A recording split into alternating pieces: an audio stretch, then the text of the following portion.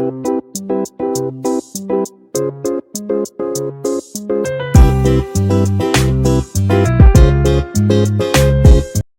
मध्ये नमस्ते। आजची रेसिपी आहे सुकटीचा ठेचा। तर तुम्ही मिरचीचा ठेचा खाल्ला असेल पण सुकटीचा ठेचा नाही खाल्ला, एकदा तुम्ही नक्की माझ्या पद्धतीने बघा। इथे आहे ना 100 ग्राम सुकट घेतलेली आहे, स्वच्छ तिला साफ केलेली आहे, माती वगैरे असेल तर साफ करायची। आणि आहे ना छान अशी तव्यावर गॅसवर तवा ठेवलेला आहे, छान अशी तव्यावर भाजायची, एकदम अशी गोल्डन कलर वर भाजून घ्यायची। भाजल्यानंतर आहे ना सुकट नेहमीच भाजून घ्यायची, खूप टेस्ट छान येतो आणि चव पण येते सुकटीला।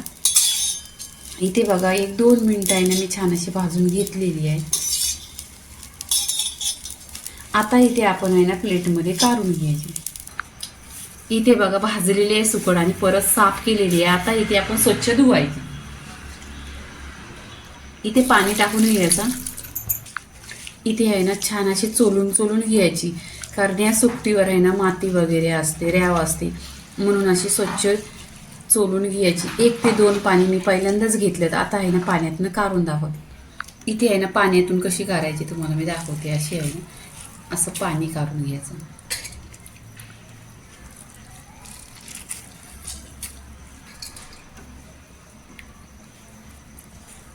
इथे बघा पूर्णपणे असं सुकटीतून पाणी काढायचं। तुम्ही याला सुकट बोलताय की अजून काय जवला बोलताय ते मला कमेंट करून सांगा।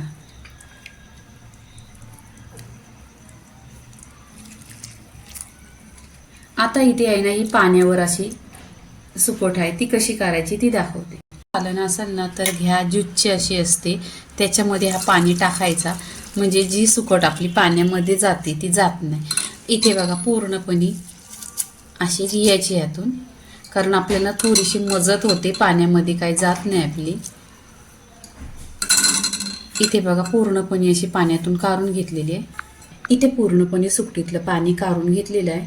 इथे गॅसवर कढई ठेवलेली आहे, त्याच्यामध्ये 1 चमचा तेल टाकायचा। तेल छान असा गरम झाला पाहिजे। इथे गॅसवर आहे ना तेल गरम झालेलं आहे छान असा, तर इथे मी मोठे 2 कांदे घेतलेत।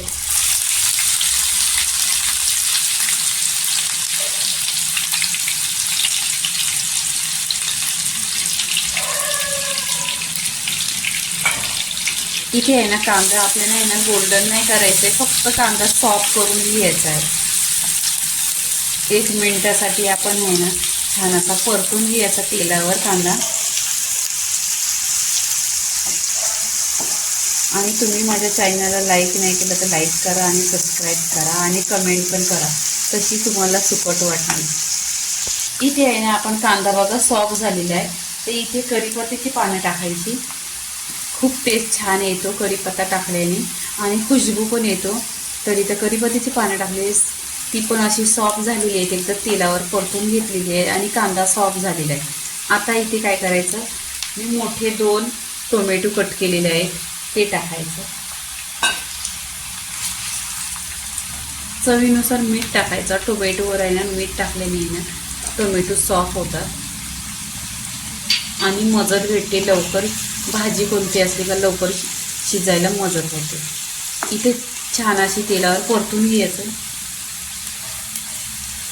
टोमॅटो असं सॉफ्ट झालेलं आहे। आता इथे मी मिरचीचा ठेचा बनवला, याच्यामध्ये मिरची, लसूण, अद्रक पण घेतलेला आहे, हिरवी मिरची, लसूण, अद्रक आणि छान असा आहे ना टेचून घ्यायचा। टेचल्यानंतर आहे ना पूर्णपणे टेस्ट उतरते।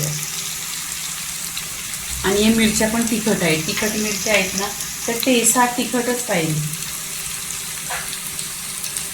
आता आपण इथे आहे ना परतून घ्यायचं छान असं तेलावर।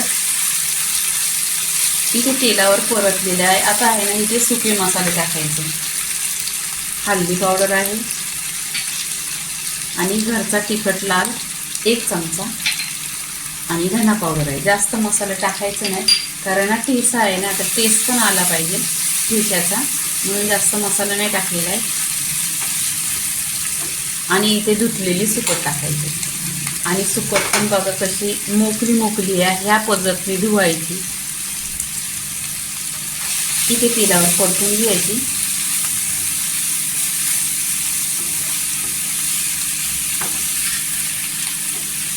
याच्यामध्ये जास्त मसाला वगैरे काही टाकायचं नाही आहे. ठेचा टाकला ना एक नंबर चव येते. तुम्ही नक्की माझ्या पद्धतीने बनवा. तुम्ही घरी बनवता पण माझ्या पद्धतीने बनवा. खूप असा ठेचा आहे ना छान टेस्टी होतो. आणि आता आहे ना या थंडीच्या दिवसात अशा साईड डिश काहीतरी पाहिजे जेवण जाण्यासाठी. इथे पूर्णपणे आपण तेलावर हे सगळं परतलेलं आहे. आणि तुम्ही बघा ठेचा, मिरची आणि सुकट हे सगळं परतल्यानंतर आहे ना कसं एकदम सुट्ट आहे. पूर्णपणे आतमधले सुकट दिसते. आता इथे काय करायचं आहे, एक 5 मिनिटं आहे ना स्लो गॅस करायचा आहे, एकदम स्लो गॅस करायचा आहे आणि ढाकण लावायचं आहे. इथे आहे ना पाणी टाकायचं नाही, पाण्याचा असा शिक्रा मारायचा आहे आणि ढाकण लावून घ्यायचं आहे 1-2 मिनिटासाठी. इथे आहे ना 2 मिनिटं झालेली आहेत. 2 मिनिटं झालेली आहेत ना बघा. छान अशी सुकट बघा, छान असा तेल पण सुटलेलं आहे ना, एक नंबर शिजलेलं आहे. तुम्हाला मी हातावर घेऊन दाखवते. पूर्ण असा पाणी होतोय. आता काय करायचं, इथे आहे ना कोथिंबीर भरपूर अशी टाकायची. भरपूर म्हणजे तुमच्याकडे असेल तेवढे टाका.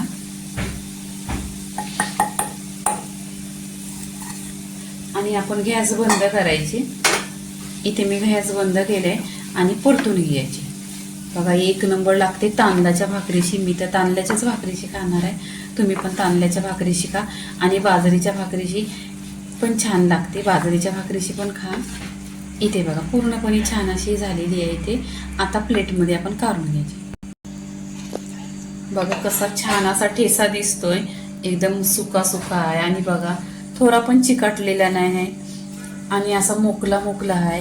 एक नंबर लागतो तांदळाच्या भाकरीशी आणि बाजरीची भाकरीशी.